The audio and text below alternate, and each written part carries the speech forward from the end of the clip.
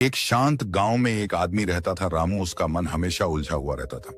वो खेती करता था लेकिन हमेशा सोच में डूबा रहता। गांव में सभी उसे सोचू रामू कहकर चिढ़ाते थे। लोग कहते इसको कुछ काम मत दे देना, 2 घंटे बस सोचेगा ही करेगा कुछ नहीं। रामू की समस्या थी, वो जिंदगी को बहुत भारी समझता था।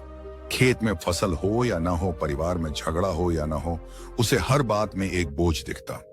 वो दिन रात बस यही सोचता कि जिंदगी इतनी मुश्किल क्यों है। एक दिन कुछ ऐसा हुआ जिससे रामू अंदर से टूट गया।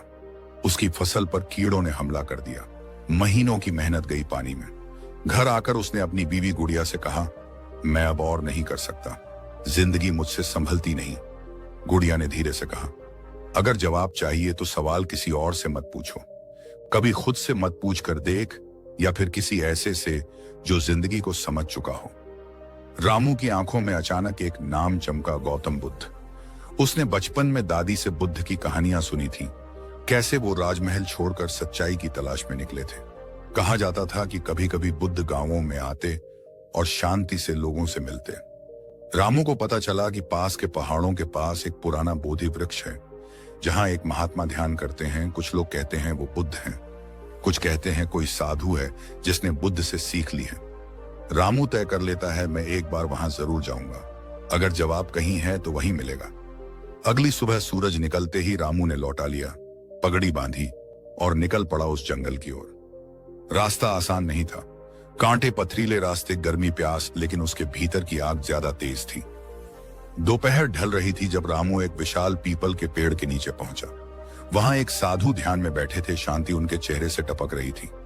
उनके पास न कोई चीज, न कोई शिष्य, न कोई शोर। रामू कुछ देर वहीं बैठा रहा और फिर साहस करके बोला, महात्मा जी, मैं एक सवाल लेकर आया हूं। साधु ने आंखें खोली, मुस्कुराए और बोले, तुम सवाल लेकर नहीं, जवाब की प्यास लेकर आए हो, बैठो।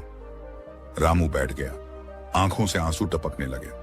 उसने कहा, जिंदगी बहुत भारी लगती है, छोटी छोटी बातें परेशान करती हैं, रिश्ते टूटते हैं, लोग बदलते हैं, मेहनत का फल नहीं मिलता, क्या यही जीवन है? साधु ने मुस्कुराकर एक कंकड़ उठाया और कहा, इसे हाथ में लो। रामू ने कंकड़ हाथ में ले लिया। अब इसे पकड़कर अपनी मुट्ठी बंद कर लो और कस के दबाओ। रामू ने ऐसा किया। 1 मिनट बाद साधु ने पूछा, अब क्या महसूस हो रहा है? दर्द, हाथ में झंझनाहट हो रही है। क्यों? क्योंकि मैं इस छोटे से कंकड़ को कसकर पकड़े बैठा हूं, साधु ने मुस्कुराकर कहा। बस यही बुद्ध की 1 मिनट की सीख है। जिंदगी भारी नहीं होती, हम उसकी छोटी छोटी बातों को कसकर पकड़े रहते हैं। जैसे यह कंकड़, छोड़ दो, दर्द भी जाएगा और बोझ भी। रामू जैसे जाग गया हो। वापस लौटते हुए रास्ते में वो एक एक चीज को हल्के में लेने लगा। सूखे पत्ते, धूप झोंका, सब में सुंदरता दिखने लगी। गांव पहुंचा तो गुड़िया ने पूछा, क्या मिला? रामू ने सिर्फ इतना कहा, मैंने कंकड़ छोड़ दिया। धीरे धीरे लोगों ने रामू में बदलाव देखना शुरू किया। अब वो शिकायत नहीं करता था। खेत में फसल खराब होती तो वो मुस्कुराकर कहता, इस बार मिट्टी को आराम चाहिए था। लोग चौंक जाते, यही रामू जो कल तक छोटी बात पर रो देता था, आज सब स्वीकार कर रहा है। रामू अब हर शाम गांव के बरगद के नीचे बैठता और जो कोई भी परेशान आता वो बस एक बात दोहराता, कभी कभी जिंदगी की सारी उलझनें बस एक मुट्ठी में दबे कंकड़ जैसी होती हैं, बस छोड़ना सीखो। गांव में एक नई लहर चली, लोग बातें कम समझ ज्यादा करने लगे। इस कहानी से हमें यह सीख मिलती है कि बुद्ध ने कुछ नया नहीं सिखाया था, उन्होंने बस वो याद दिला दिया जो हम भूल गए थे। आसान जीवन वही है जहां बोझ हम उठाते नहीं, छोड़ना सीखते हैं। दोस्तों, ये कहानी सिर्फ एक किरदार की नहीं, हम सबकी है।